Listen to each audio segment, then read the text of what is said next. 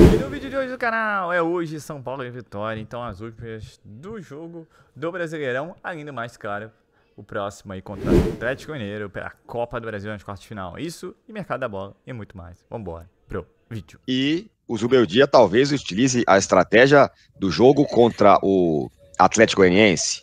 Talvez. Me diga. Pois é. Salve, tirando salve, galera.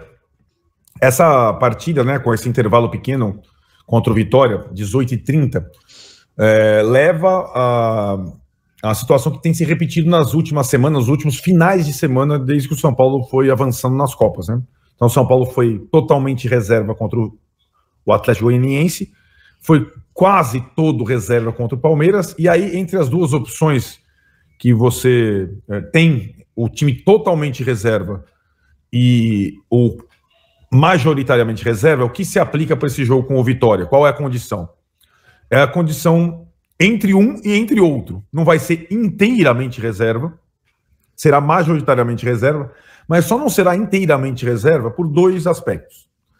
O primeiro, hoje é impossível, com as lesões que o São Paulo tem, colocar um time inteiro reserva com jogadores nas posições corretas, digamos assim, né? O que foi feito contra o Atlético Goianiense, né? Que tinha o Lisieiro como volante, né? Que tinha o Patrick como lateral esquerdo, esses caras não estão disponíveis. Então esse é o primeiro motivo. O segundo motivo é que alguns jogadores pediram para jogar, alguns do time titular, por conta da sequência ser toda ela no mesmo estádio, no mesmo campo, na mesma cidade, né? Então, é assim, não teve viagem, não tem grama sintética, tem o Morumbis, e inclusive o próximo jogo também é no Morumbis contra o Atlético. Não sei se deu para entender que tem um pedido de alguma atuação no domingo, e a outra situação é que não tem como colocar na prática um time inteiro reserva. Então vai ser um alternativo, terceira opção, desde que o São Paulo foi fazendo esse revezamento por conta das Copas. Então tá. Então, bastante jogador que pediu para jogar. É esse o negócio? Tem acontecido isso. Tem alguns, tem alguns que querem jogar sempre por conta do perfil, tipo o Caleri. Então você tem que tirar o cara à força do jogo. Lembrando, né, que não tem mais reserva do reserva nessa posição. Tinha o Juan, todo mundo metia o pau, não tem mais Juan. Tem o André. Então vai o André, quem fica no banco?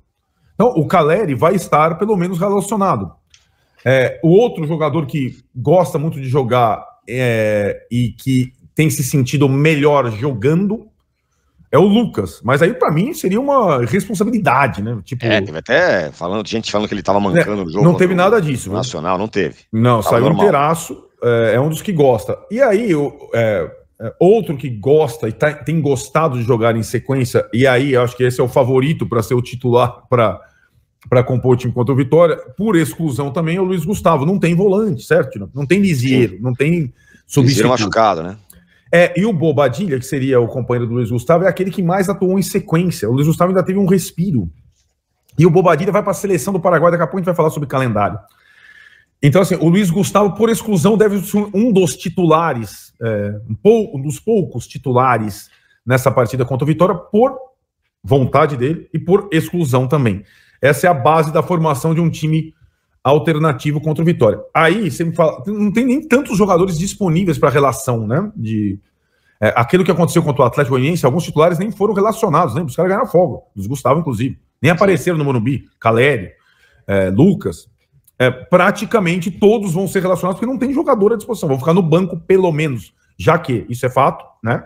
Além de todos os contundidos, que nenhum deles volta para esse jogo, o Luciano e o Nestor, que seria, claro, um jogador a atuar, estão suspensos do jogo contra o Vitória por terem sido expulsos contra o Palmeiras, né?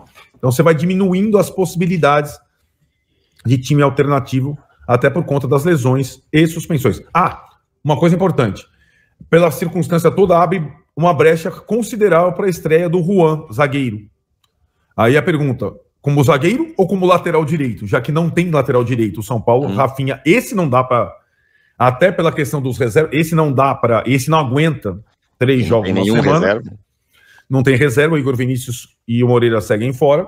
Então, o lateral direito do São Paulo, possivelmente, contra o Vitória, ou o Juan, que também joga na lateral, estreando, ou o Ferrarese, que já atuou por ali, inclusive um pouco no jogo contra o Palmeiras, né? Então você vai tentando montar o quebra-cabeça pro jogo do Vitória. Maravilha. Bom, acabou a novela Thiago Mendes, hein? Thiago Mendes não vem para o São Paulo, não houve acordo, o jogador não virá nesta janela. Para recapitular, teve uma conversa do jogador com a diretoria do São Paulo, onde se alinhou ali com o São Paulo e o jogador, tudo certo, tempo de contrato, salário, aquela coisa toda. O que faltava era uma liberação do Al Rayyan, já que ele ainda tem 8 meses de contrato. O Thiago Mendes, inclusive, é jogador que já está atuando pelo Al Rayyan, inclusive nesta sexta-feira joga, né, pelo campeonato local, já acabou a pré-temporada, já começaram as disputas lá no Catar, e o Thiago Mendes se apresentou, treinou, aquela coisa toda, profissional, e enquanto isso se discutia ali uma liberação do Al Rayyan. São Paulo chegou a fazer 2 ofertas, né, e as ofertas foram recusadas. Eles estipularam um valor que era um valor, evidentemente, que não entrava muito naquilo que é uma realidade, 7 milhões de euros para um jogador de 32 anos, né, é uma venda, faltando 8 meses de contrato, então não fazia muito sentido. São Paulo chegou a conversar 1, 2 vezes, mandando propostas, o staff do jogador trabalhou muito nessa tentativa de liberação, mas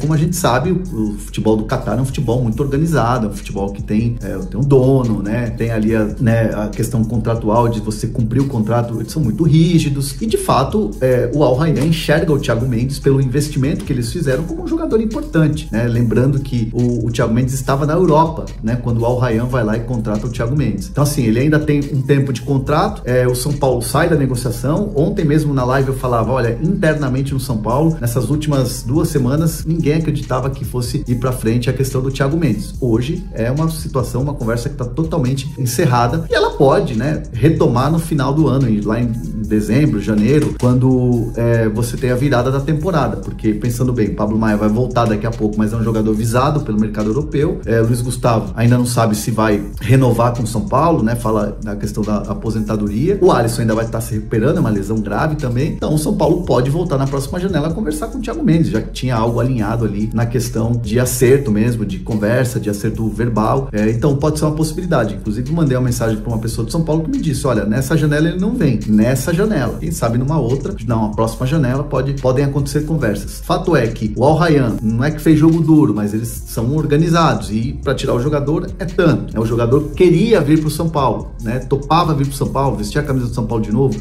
jogar uma Libertadores, jogar uma Copa do Brasil, jogar um brasileiro, só que ainda tinha um tempo de contrato lá, e aí não teve o acordo, não teve essa conversa que chegou a um denominador comum. Então assim, foi uma situação que teve a conversa, ela foi se arrastando, virou meio que uma novela, mas no fim das contas não houve o acordo, e o Thiago Mendes fica no Al Rayyan, fica no futebol do Catar, e o São Paulo já se esperava com os sorteios, né? O São Paulo pegou sorteios fáceis, na medida do possível, na Copa do Brasil e na Libertadores. Era esperado que o São Paulo avançasse às quartas, avançou.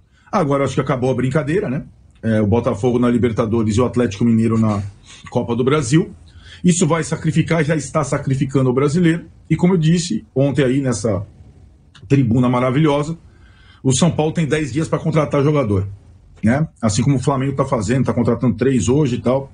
Tem 10 dias até 2 de setembro para mostrar que quer disputar, não digo 3 frentes, mas 2 Copas para valer, e o resto do brasileiro, né? Porque o São Paulo hoje, com agora as lesões do Allianz Parque, ele não tem laterais reservas nenhum, e continua não tendo volante reserva, para, por exemplo, formar um time alternativo para jogar contra o Vitória no domingo.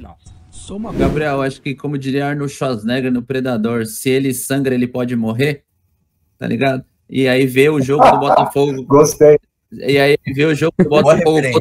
E aí ele vê o jogo contra o Botafogo do Palmeiras. E eles foram amassados. Teve algum momento que estavam os 10 jogadores dentro da área se defendendo.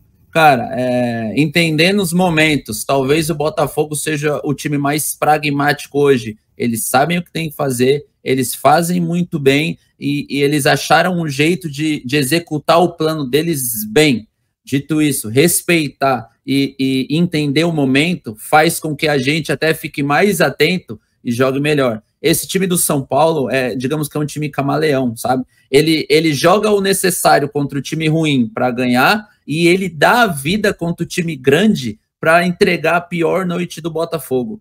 Eu vejo um confronto completamente aberto, mas aquilo, eu acho que no jogo do Morumbi no Brasileiro, que vai ser diferente, a gente não pode cair no bait do Botafogo. Qual que é o bait do Botafogo? ó, vem me atacar, que eu nem tô querendo tanto assim, me dá espaço. Se me der espaço, eles contra-atacam de uma maneira muito segura, muito rápida. Até o Ceni. O Ceni falou em coletivo. Ó, tá vendo? Ó a sincronia. O Ceni falou em coletivo, falou, vai querer propor o jogo contra o Botafogo? Não tem como, cara. Ele falou, o quê? Propor jogo contra o loucura. Então, forte abraço, esquece isso. O São Paulo não pode cair no bait. Ó, eu não quero jogar. É Caleri, com todo respeito, 3 zagueiros, bem fechadinho para não tomar gol.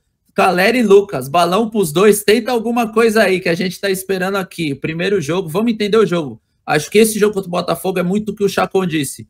Primeiro jogo é não perder, em hipótese nenhuma. Não perdeu, aí o segundo jogo, irmão, é faca na caveira, vamos pro segundo jogo, vamos entender o que a gente precisa fazer. E, cara, olha, é Libertadores. Você sabe como é que é, porque você sabe qual que é o espírito de uma Libertadores. Cara, pra mim, a conta é muito simples, cara. Se tinha que jogar algum jogo bem, e não foi grande coisa. Era contra, sei lá, o Cobressal. E no máximo o Barcelona de Guayaquil. Contra o Tadjeri já ia ser, obviamente, difícil. Meu irmão, mata-mata. Porra, é o jogo mais horrível da história. Porra, nossa, era preferível fazer que nem aquele meme do Mickey enfiando os 2 punhos no olho, assim, pra ficar cego. É isso. Mas se é pra sabe, ver o pior jogo... O Mickey enfiou 2 punhos no olho pra ficar cego. Tipo o Wolverine. Chacon tá vendo o Mickey, acho que em outro site, viu? Que loucura. É isso, velho. Cara, eu acho que não pode colocar aqui, mas tudo bem. Eu vou mandar pro Gabrielzinho, ele vai ver que é verdade. Já até achei aqui.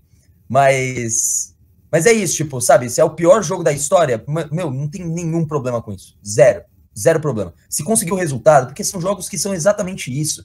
É jogo de resultado, entendeu? E daqui pra frente vai só piorar. Vai só piorar, entendeu? Então, meu...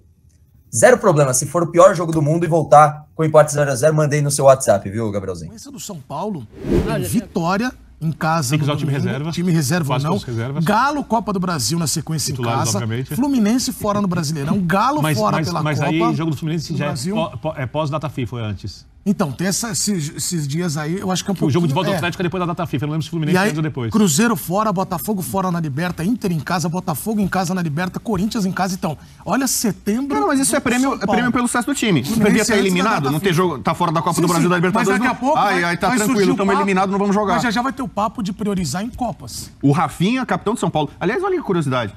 Se o São Paulo for campeão, quem vai erguer a taça como capitão de São Paulo é o Rafinha. Tá. Sempre jogadores com R. Raí, Rogério Ceni. Então não precisa acabar. Quando o São Paulo ganha... Nunca me atentei. Não é? Não tinha pensado nisso? Não. Eu pensei. Eu gosto muito da letra R. É minha letra favorita, a letra R. Mas não era o River campeão? Então, com a letra R. Mas essa curiosidade, se o São Paulo tiver o título, outro jogador com a letra R que vai erguer a taça da América, né? Poxa, mas isso é só coisa aleatória, eu nem sei mais o que eu tô falando. Mas usando a parte... Isso aí acontece várias vezes aqui. O tema do Paulo. Mas a parte mental do São Paulo, ela vai... Sabe qual a diferença do São Paulo pro Palmeiras, eu acho? Eu não sei se é técnico ou é só mental. Vamos supor que o que o Palmeiras mostrou contra o Botafogo já fez várias vezes. O Palmeiras parece que tem mais força para insistir e virar jogos e situações muito difíceis que o São Paulo. Eu acho que é só isso. Que o resto lida da mesma forma.